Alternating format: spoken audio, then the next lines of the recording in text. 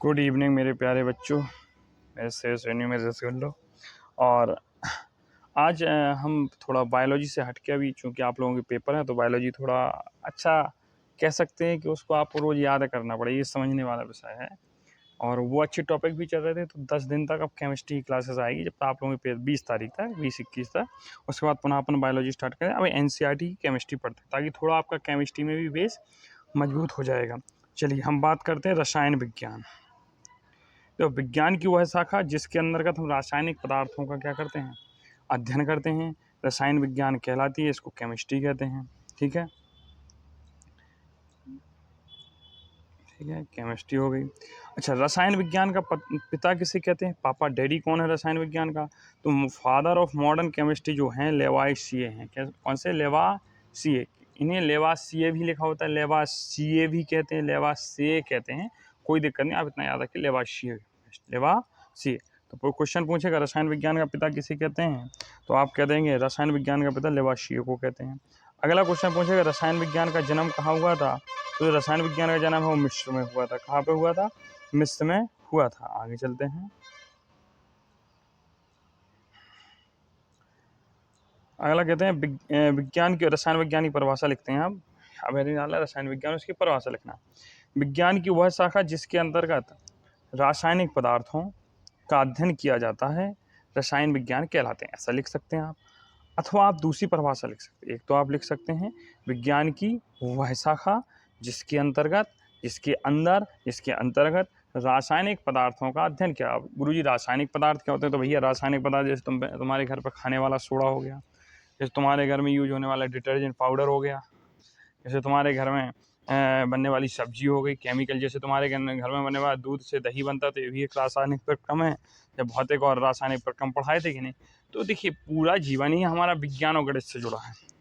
आप कल्पना ही नहीं कर सकते गृह कार्य में, घर के कार्यों, गृह का मतलब होमवर्क, स्कूल वाले, कोई भी इंसान हो, चाहे वो पढ़ा लिखा हो, चाहे अनपढ़ हो, चाहे कृषक हो, चाहे दुकानदार हो, चाहे कोई हो, उसको दो चीज़ें सीखने पड़ेगी, गणित और विज्ञान। इसलिए तो हम कहते हैं जुड़े रहो हमसे। अच्छा बताओ, कौन इंसान है? खाना इंसान खाता है कि नहीं? उस शरीर में पाचन होता है? नहीं, पाचन होता है। जो एंजाइम होते हैं वो भली बायोलॉजी में पढ़ते, लेकिन होते कैसे हैं? केमिकल। पाचन क्रियाएं होती हैं, भली पाचन क्रिया जो होती हैं बायोलॉजी के तहत होती हैं, लेकिन होते क्या हैं? एंजाइम। वो देखो बायोलॉजी में मतलब हम शरीर का अध्ययन करते हैं, बकाया पूरा जीवन आपका केमिस्ट्री, फिजिक्स। आप सोचिए, हम जो खेतों में यूरिया लगाते हैं, तो अब जब यूरिया का नाम आ गया तो यूरिया का सूत्र भी लिख दीजिए। यूरिया लगाते हैं, सोडियम होता है, फास्फेट होता है, पानी भी लगाते हैं। तो हर चीज़ विज्ञान पे डिपेंड है। और गणित पे गुरुजी कैसे डिपेंड? गणित पे बताओ, कहानी करते हो, कितनी रोटी खाओगे? 2 को खाएंगे माई, बोलते हो कि नहीं? दूध कितना पियेंगे आप? गिलास, 1 गिलास दे दें तो 1 गिलास में कितना मात्रा आता होगा? लगभग 150 ml, 200 ml। तो गणित और विज्ञान के बिना आप कल्पना ही नहीं कर सकते जीवन की। ये 2 ऐसे सब्जेक्ट हैं, इसलिए इनको पढ़ते रहें। चलो, तो पहली परिभाषा तो हो गई है, विज्ञान की वह शाखा जिसके अंतर्गत रासायनिक पदार्थों का अध्ययन किया जाता है। अब अगली परिभाषा देखते हैं। पदार्थ के गुण, संगठन, संरचना, उनकी अपनी आपसी संबंधों में होने वाले परिवर्तनों का भी अध्ययन करते हैं। तो पदार्थ के गुण होते हैं। अब गुरुजी पदार्थ क्या होता है तो आगे पदार्थ भी पढ़ाएंगे, लेकिन पहले इन शॉर्ट सुन लीजिए, आपका ब्रीफिंग सुन लीजिए। ब्रीफिंग का मतलब होता है किसी भी चीज़ को इन शॉर्ट बोल देना। पदार्थ मतलब होता है जो स्थान घेरता है, जिसमें भार होता है, जिसे हम महसूस कर सकते हैं, वो पदार्थ होता है। पदार्थ के गुण, संगठन, संरचना, उनके आपसी संबंधों में होने वाले परिवर्तनों का अध्ययन भी करते हैं। यही क्या होती है? रसायन विज्ञान होती है। तो रसायन विज्ञान की हमने आपको इन शॉर्ट परिभाषा कह सकते हैं, वह शाखा जिसके अंतर्गत रासायनिक पदार्थ। अब ये रासायनिक पदार्थ में क्या होगा? गुण होंगे उनके, संगठन बने कैसे होते हैं। जैसे कि हम कहें अमोनिया, तो आप कहें गुरुजी अमोनिया का सूत्र NH3 होता है। तो सोडियम और हाइड्रोजन से मिलकर बना होता है। जैसे हम कहें जल, तो आप कहेंगे गुरुजी जल का सूत्र H2O होता है। ठीक है, जैसे हमने कहा तुमसे लिखो आप पत्थर चूना, तो आप कहें गुरुजी CaO होता है कि नहीं होता? तो ये सारी चीज़ें होती हैं। तो हमने दोनों परिभाषाएं बता दी आपको। एक बता दिया पदार्थ के गुण, संगठन, संरचना, उनकी आपसी संबंधों में होने वाले परिवर्तनों का अध्ययन भी करते हैं, रासायन विज्ञान कहते हैं। रसायन विज्ञान, केमिस्ट्री, अंग्रेजी में क्या कहते हैं? केमिस्ट्री कहते हैं। जो केमिस्ट्री शब्द की उत्पत्ति है वो मिस्र देश के एक शब्द कीमिया से हुई है। क्या हुई है? कीमिया एक शब्द है और जिसका अर्थ है काला रंग। ठीक है। इस अध्ययन को केमी टेकिंग भी कहते हैं। इसका पहले नाम केमिस्ट्री नहीं था, क्या था, केमी टेकिंग था। फिर धीरे धीरे धीरे परिवर्तन होते होते इसका नाम केमिस्ट्री पड़ा। क्या पड़ा? केमिस्ट्री पड़ा। चलिए आगे हम बात करते हैं। अच्छा, तो केमिस्ट्री के पिता हमने बता दिए, फादर ऑफ मॉडर्न केमिस्ट्री कौन है? लेवाशिये हैं। इसको सामान्यतः 3 भागों में बांटा जाता है। नॉर्मली हम कह सकते हैं भाई देखो, आप कभी भी वर्गीकरण से विज्ञान का है, फिजिक्स, केमिस्ट्री, बायोलॉजी। अब हम कहें बायोलॉजी कितने भागों में है, तो आप गिन नहीं सकते हैं। ठीक है, एक सामान्यता कहते हैं। आप कोई पूछे ना ना 3 नहीं 4 हो सकते, तो कह देना मेजर रूप जो है वो 3 भागों में होते हैं। बड़े से बड़े भैया हम 3 कैटेगरी में बांट देते हैं। अब जैसे स्कूलों में ही देखो, तो स्कूल हो कहीं पर भी, वो छात्र 3 प्रकार के होते हैं। एक टॉपर छात्र होते हैं, मतलब बहुत अच्छे होते हैं, उनको पढ़ाओ, घर से पढ़ के आते हैं।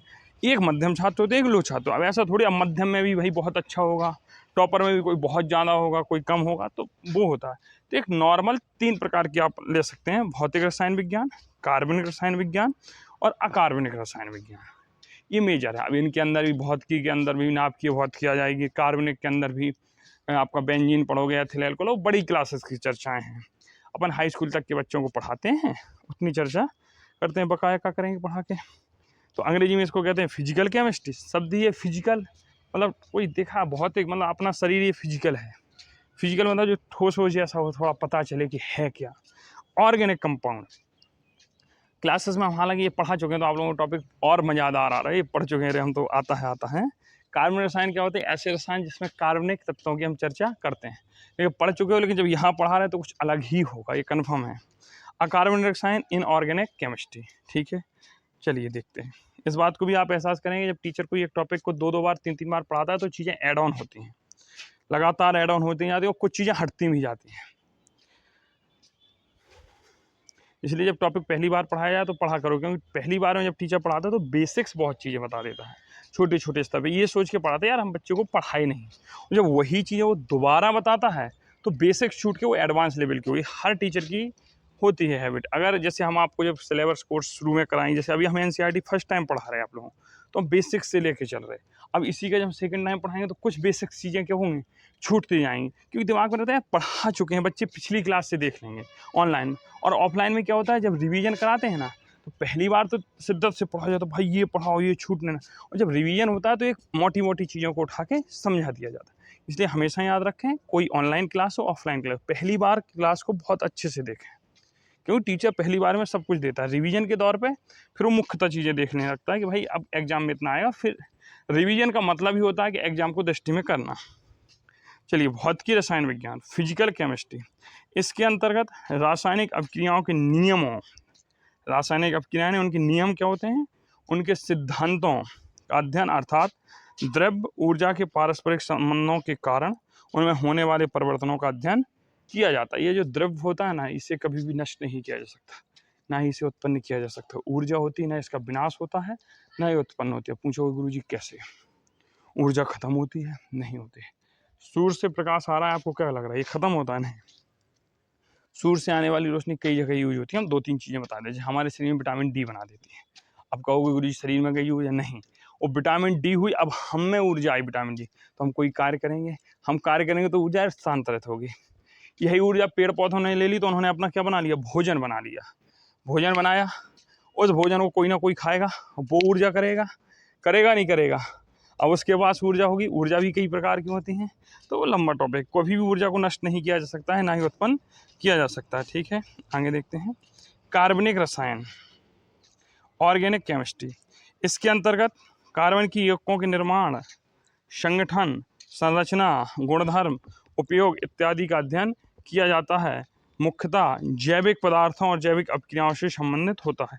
जो कार्बन होता है, हमारे शरीर में भी कार्बन होता है, और कार्बन के बिना रियलिटी बताएं तो कल्पना ही नहीं की जा सकती कि शरीर निर्माण होगा। और प्रयोगशाला में बनाया जाने वाला पहला कार्बनिक तत्व कौन है, ये आप लोग बताएंगे।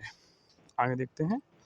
औद्योगिक रसायन, इसके अंतर्गत इसमें मुख्य रसायन हमने लिख दिया, हालांकि नहीं लिखना था। पहला औद्योगिक रसायन, औषधि रसायन। तो औद्योगिक रसायन क्या होता है, हम सिर्फ ब्रीफ में बता रहे, सुन लीजिए, इसको लिखना नहीं, आप सिर्फ शाखाएं लिख लीजिए, लिखना नहीं है। इसके अंतर्गत मानव उपयोगी वस्तुओं को बड़े पैमाने पर निर्माण किया जाता है। औद्योगिक रसायन तुम देखते हो, साबुन बनाना, कपड़े रंगीन बनाना, मैगी वगैरह तुम्हारा ये बन रहा है, ये भी तो औद्योगिक रसायन है। बिस्कुट बन रहे हैं, ये भी औद्योगिक रसायन है। चॉकलेटें बन रही हैं, ये भी औद्योगिक रसायन है। चलिए आगे देखते हैं। अब इसमें आता है औषधि रसायन।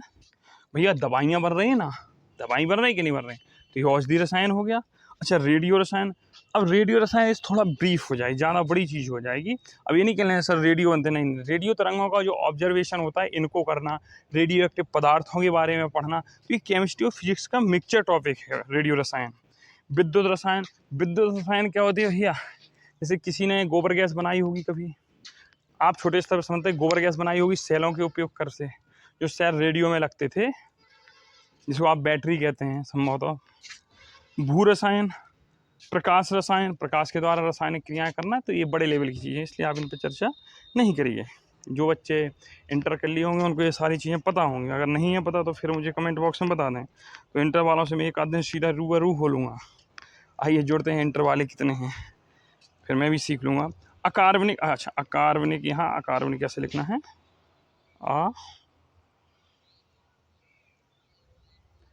कार्बनिक, वो एक मात्रा गलत लगी है, ऐसे लिखिए, ठीक है। अकार्बनिक रसायन विज्ञान, इनऑर्गेनिक केमिस्ट्री। इनऑर्गेनिक केमिस्ट्री क्या कहती है, इसके अंतर्गत विभिन्न तत्वों व इससे निर्मित होने वाले यौगिकों के गुणधर्म, संरचना, निर्माण, निष्कर्ष, संगठन, उपयोग आदि का अध्ययन किया जाता है। यह मुख्यतः अजैव पदार्थों से संबंधित विज्ञान होती है, इनऑर्गेनिक केमिस्ट्री होती है। इनऑर्गेनिक केमिस्ट्री में हमारा जैसे अमोनिया आ जाता है, हमारा जल आ जाता है, ऐसे जो पदार्थ जिनमें कार्बन उपस्थित नहीं होता, जैसे चूना पत्थर हो गया तो इसमें कार्बन नहीं होता, CO होता है। जिनमें कार्बन नहीं होगा वो सारे क्या होंगे, इनऑर्गेनिक हो गए। हमेशा याद रखना, पूरी केमिस्ट्री में सबसे ज़्यादा अगर कोई बड़ी केमिस्ट्री तो वह कार्बनिक रसायन, लाखों करोड़ों की संख्या में कार्बनिक तत्व हैं, तो सबसे बड़ा पोर्शन कार्बनिक रसायन का होता है, इंटर में आप पढ़ते हैं। चलिए अब यहाँ से आपको द्रव्य, जिसे हम पदार्थ कहते हैं, क्या कहते हैं, पदार्थ कहते हैं, जिसे हम क्या कहते हैं, पदार्थ कहते हैं भैया। प्रत्येक वस्तु जिसमें कुछ भार होता है, जो स्थान घेरती है, वह जिसका अनुभव हो अपनी ज्ञानेंद्रियों, ज्ञानेंद्रियां कितनी होती है, 5 होती है, आँख, नाक, जीभ, त्वचा। आँख, नाक, कान, जीभ, त्वचा हो गई 5। आँख हो गई, आँखों के द्वारा हम देखते हैं, कान के द्वारा हम सुनते हैं, जीभ के द्वारा स्वाद चखते हैं। आँख, कान, नाक, जीभ, आँख, कान, नाक, नाक के द्वारा श्रवण सूंघते हैं, और त्वचा के द्वारा हम कोई भी वस्तु हमें स्पर्श करते हैं, ठंडा गर्म इसका एहसास करते हैं। भाई ठंडा है पानी, गर्म, इसको पी के तो देखोगे नहीं, छू के देखते हो तो त्वचा। तो ये ज्ञानेंद्रियों द्वारा हम अनुभव कर सकते हैं, वो द्रव्य या पदार्थ कहते हैं। क्या कहते हैं, द्रव्य या पदार्थ कहते हैं। आगे देखते हैं। अच्छा आगे खत्म है। अब पदार्थ के 2 प्रकार होते हैं, एक भौतिक अवस्था के आधार पर ठोस, द्रव, गैस, एक रासायनिक अवस्था के आधार पर तत्व, यौगिक। तो इनको अपन कल कंटिन्यू करते हैं। और मुझे पता है, आशा है कि आपको क्लास अच्छी लगी होगी, तो कमेंट बॉक्स करिए, नहीं लगी हो अच्छी तब भी आप करिएगा, और अपने पेपर की तैयारी करते रहिए। और जितने दिन आपके पेपर चलेंगे उतने दिन क्लास मात्र 15 मिनट की आएगी, 15 मिनट से ज़्यादा नहीं होगी। Thank you so much.